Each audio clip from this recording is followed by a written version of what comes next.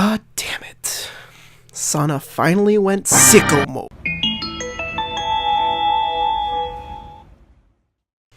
It wouldn't be K-pop culture without shit getting out of hand really quickly, right? Fucking absurdly quickly. And sure enough, Twice has been caught in the issue of nationalism yet again with an Instagram post Sana left on April 30th, the official end of Japan's Heisei era. There really isn't that much you need to know.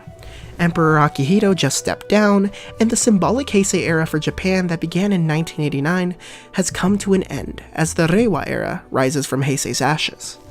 Japanese people have been reflecting on what the era meant to them, posting their favorite memories from Heisei and their hopes for what Reiwa may bring. Enter, of course, Sana. Sana's post reads as follows. Heisei umare to shite, Heisei ga...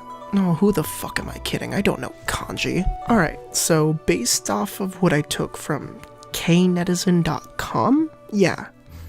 Sana said, as a person born in the Heisei era, I was very sad because the Heisei era was about to end. However, Heisei, you worked hard.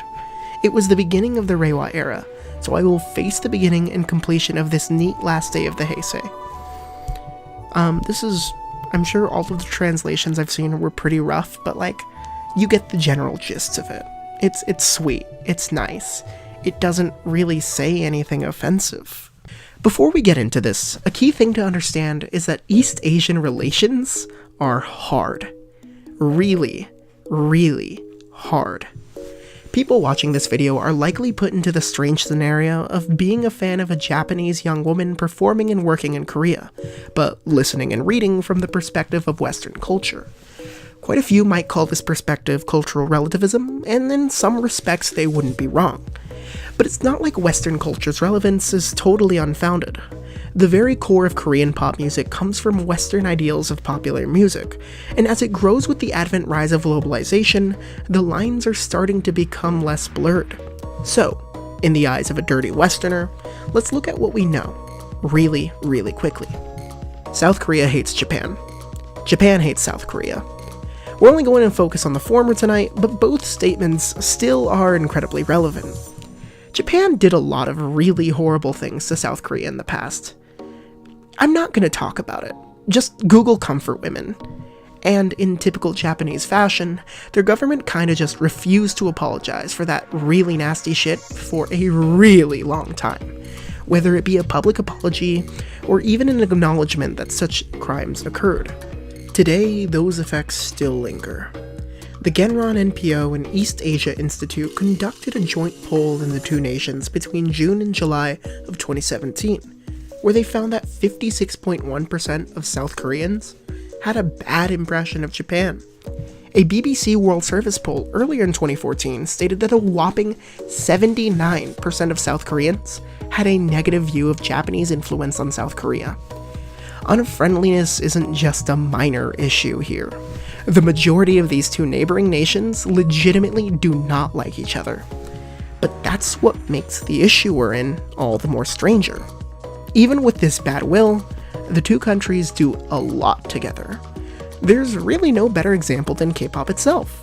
If you're watching this video, you likely already know just how hard Korean entertainment companies have catered to Japanese markets, remaking entire songs in the Japanese language, embarking on massive arena and dome tours, and even recruiting Japanese members, in our case, Mina, Momo, and Sana. But it's exactly this point that I believe a standard has been set. In order for this exceedingly energetic genre of music to work for the nations involved, the companies and the fans of the two nations have to create a peaceful middle ground. And unfortunately, as we can see today, that hasn't really happened as well as it could. I think it's important to acknowledge that, well, not all Koreans, but that doesn't mean it's an issue that can be easily ignored.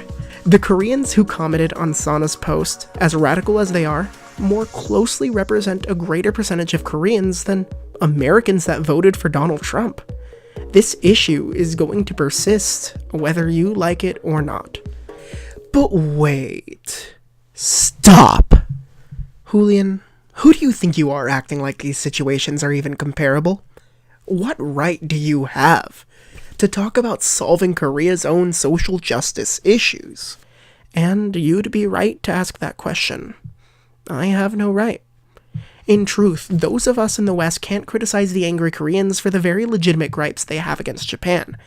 We kind of are just forced to understand because we just don't get it. Time and time again, we see Western K-pop fans overstep hard when it comes to understanding Korean culture and being adequately fair about it. But what we can do is criticize the actions they choose to make with those sentiments. I'm not here to try to justify what one nation has done to another, that's bullshit, but rather I'm trying to establish a basis where we can all come in agreement. Racism, sexism, or any of the social justice sins is something you can stand against no matter what basis or background it comes from. Racism, sexism, murder, rape. They're all net harms, and those who intend to argue the benefits of such ideals will always lose, no matter what fucking nation you come from. If Korean conservatives want to continue making money off Japan and the West, then they need to accept the requirements of globalization, one where none of those ideals should stand. That means not attacking a Japanese immigrant for literally acknowledging her nation's existence. That means not wearing a t-shirt of an event that horrifically killed thousands, no matter what that meant to your own country. That means Korean conservatives can't have their cake and eat it too.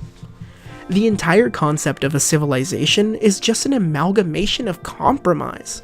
I mean, what the fuck else is a moral code, really?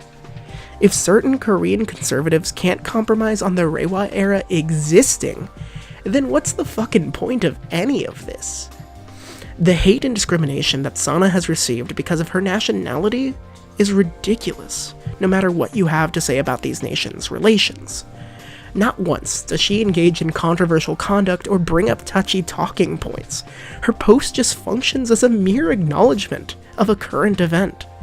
At the end of the day, we're talking about music.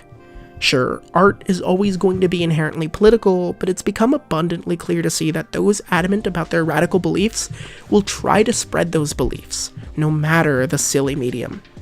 All these people leaving long-ass comments about some irrelevant shit that Sana said realistically have such better things to do. They can write to their government, take part in actual legitimate protest, or they could just not consume any of this media that has any association with Japan. There are better steps to take, and shitting on some celebrity just isn't one of them. This childish shit, it's fucking ridiculous. Sana left us with a message of hope, one in which perhaps the division between Japan and Korea could close. And until that happens, everyone who believes in what's right needs to fight the people who want to stay stuck in the past. Once again, I think I need to clarify that the people I've been criticizing are still an overall radical minority, even if their opinion does align with the Korean majority. The outpour of support and love for Sana has been incredible, and I think at the end of the day, positivity is always going to win. But even then, I'm firmly of the belief that issues like this are much bigger than just Sana from Japan. What we saw today is something that's going to continue further and further, until progression in both nations can be positively achieved. It's what both nations deserve. And so that's that. Sorry for hitting you guys with this serious shit so easily, or so early. I think I just kind of have a passion for it. I'm really never a fan of hate, or vitriol, or just like passionate discrimination. I really wish we could get rid of all of that, and so the sooner I can talk about it, the more I feel comfortable just speaking overall. And so I felt this video was kind of necessary. I'm happy to see where it turned out, and I'm really hoping you guys liked it. Let me know if you'd like more content like this, or if you want me to try more of the Let's Talk comment stuff, or yada yada, because I really do appreciate it. Please be sure to leave a comment. Leave a like and subscribe if you feel so obliged, and thank you for watching. Bye!